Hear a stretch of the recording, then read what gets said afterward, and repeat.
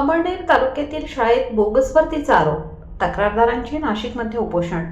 जळगाव जिल्ह्यातील अमळनेर तालुक्यातील पातोंडा येथील श्री दत्ता विद्या मंदिर व उच्च माध्यमिक विद्यालयात काही कर्मचाऱ्यांची बोगस भरती झाल्याचा गंभीर आरोप समोर आला आहे।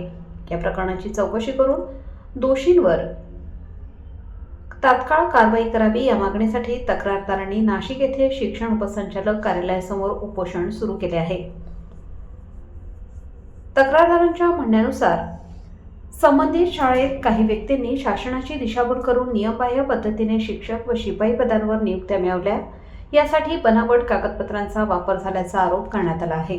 तक्रारदारांनी प्रदीप शिंगाणे आणि राहुल शिवाजी पवार यांच्यावरही कथित बोगस शिक्षक भरती प्रकरणात चौकशीची मागणी केली आहे।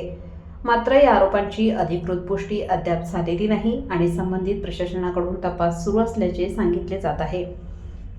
तक्रारदारांचे म्हणणे आहे की अनेक वेळा पाठपुरावा करूनही संबंधितांवर ठोस कारवाई झाली नसल्याने त्यांनी उपोषणाचा मार्ग स्वीकारला आहे। दोषींवर गुन्हे दाखल करून संबंधित अधिकारी, मुख्याध्यापक आणि लिपिकांची जबाबदारी निश्चित करण्याची मागणी करण्यात आली आहे।